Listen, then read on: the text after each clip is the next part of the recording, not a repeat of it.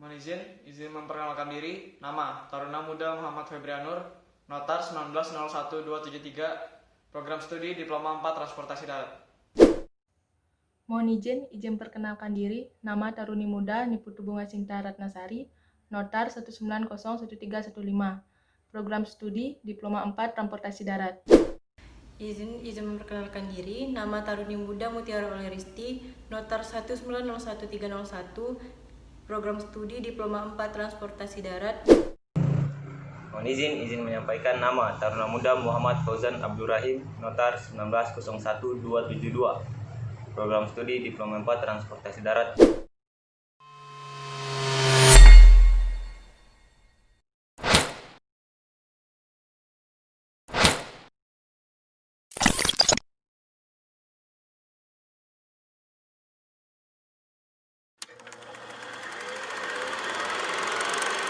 Jumlah kasus positif virus corona di Indonesia bertambah 1.051 kasus hari ini. Sehingga total warga Indonesia kasus yang positif menjadi diketahui positif terpapar virus Dari data ini 896 orang kasus. dan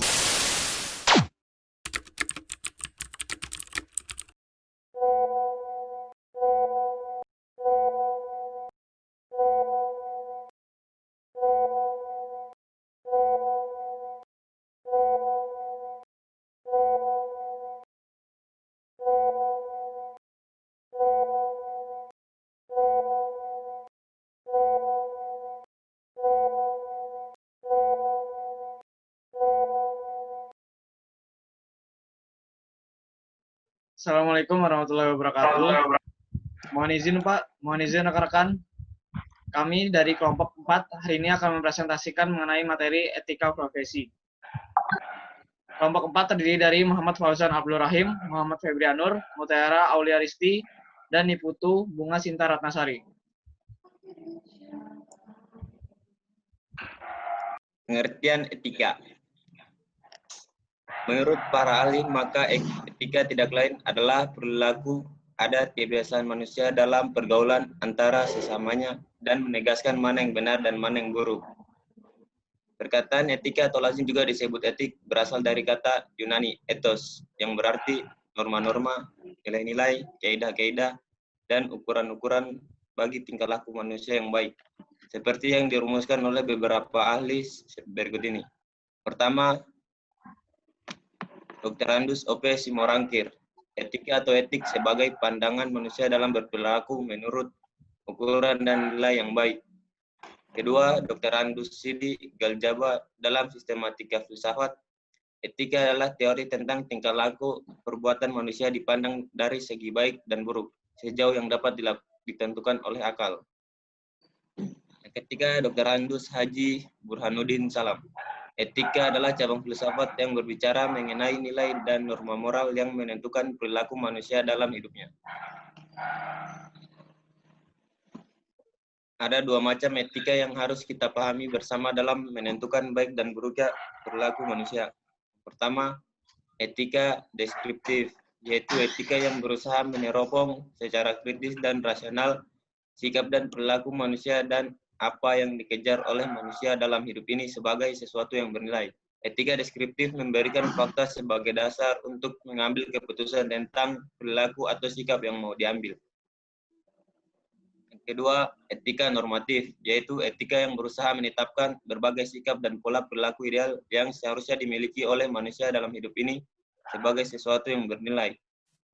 Etika normatif memberi penilaian sekaligus memberi norma sebagai dasar dan kerangka tindakan yang akan diputuskan. Sistem penilaian etika. Titik berat penilaian etika sebagai suatu ilmu adalah pada perbuatan baik atau jahat, susila atau tidak susila, perbuatan atau kelakuan seseorang yang telah menjadi sifat baginya atau telah mendarah daging. Itulah yang disebut akhlak atau budi pekerti. Budi tumbuhnya dalam jiwa, bila tidak dilahirkan dalam bentuk perbuatan namanya pekerti. Jadi suatu budi pekerti, pangkal penilaiannya adalah dari dalam jiwa. Dari masih berupa angan-angan, cita-cita, niat hati, sampai ia lahir keluar berupa perbuatan nyata. Pengertian profesi. Istilah profesi telah dimengerti oleh banyak orang bahwa suatu hal yang berkaitan dengan bidang yang sangat dipengaruhi oleh pendidikan dan keahlian. Sehingga banyak orang yang bekerja tetap sesuai. tetapi dengan keahlian saja yang diperoleh dari pendidikan kejuruan.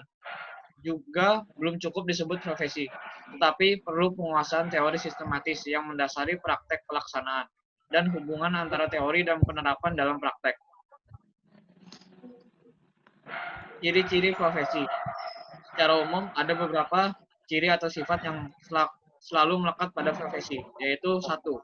Adanya pengetahuan khusus, yang biasanya keahlian dan keterampilan ini dimiliki berkat pendidikan, pelatihan, dan pengalaman yang bertahun-tahun. Adanya kaidah dan standar moral yang sangat tinggi. Hal ini biasanya setiap pelaku profesi mendasarkan kegiatannya pada kode etik profesi. 3. Mengabdi pada kepentingan masyarakat. Artinya setiap pelaksana profesi harus meletakkan kepentingan pribadi di bawah kepentingan masyarakat. Ada izin khusus untuk menjalankan suatu profesi. Setiap profesi akan selalu berkaitan dengan kepentingan masyarakat, di mana nilai-nilai kemanusiaan berupa keselamatan, keamanan, kelangsungan hidup, dan sebagainya. Maka untuk menjalankan suatu profesi harus terlebih dahulu ada izin khusus. 5. Kaum profesional biasanya menjadi anggota dari suatu profesi. Kode etik profesi. Kode yaitu tanda-tanda suatu simbol-simbol yang berupa kata-kata, tulisan, suatu benda yang disebut untuk dimaksud-maksud tertentu. Misalnya untuk menjamin suatu berita, keputusan, atau suatu kesempatan suatu organisasi. Kode juga dapat berarti kumpulan peraturan yang sistematis. Kode etik yaitu norma atau asas yang diterima oleh suatu kelompok tertentu sebagai landasan tingkah laku sehari-hari di masyarakat maupun di tempat kerja. Menurut UU 08, pokok-pokok kepegawaian, kode etik profesi adalah pedoman sikap, tingkah laku, dan perbuatan dalam melaksanakan tugas dan dalam kehidupan sehari-hari. Kode etik profesi sebetulnya tidak merupakan hal yang baru. Sudah lama diusahakan untuk mengatur tingkah laku normal, moral, suatu kelompok khusus dalam masyarakat melalui ketentuan-ketentuan tertulis yang diharapkan akan dipegang teguh oleh seluruh kelompok itu. Salah satu contoh tertua adalah Sumpah Hipokrates yang dipandang sebagai kode etik pertama, yaitu profesi dokter. Tujuan kode etik profesi. Yang pertama, untuk menjunjung tinggi martabat profesi. Yang kedua, untuk menjaga dan memelihara kesejahteraan para anggota. Yang ketiga, untuk meningkatkan pengabdian para anggota profesi. Yang keempat, untuk meningkatkan mutu profesi. Yang kelima, untuk meningkatkan mutu organisasi profesi. 6, meningkatkan layanan di atas keuntungan pribadi. 7, mempunyai organisasi profesional yang kuat dan terjalin erat.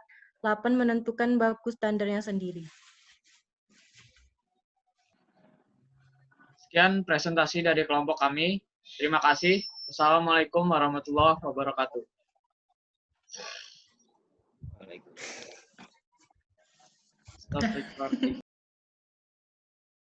Assalamualaikum warahmatullahi wabarakatuh. Om Swastiastu. Dari materi dan video yang sudah ditayangkan tadi, kesimpulannya Kita sebagai ASN harus bisa melaksanakan tugas sesuai dengan profesi kita dalam situasi dan kondisi apapun. terima kasih. Wassalamualaikum warahmatullahi wabarakatuh. Om Santi Santi Om.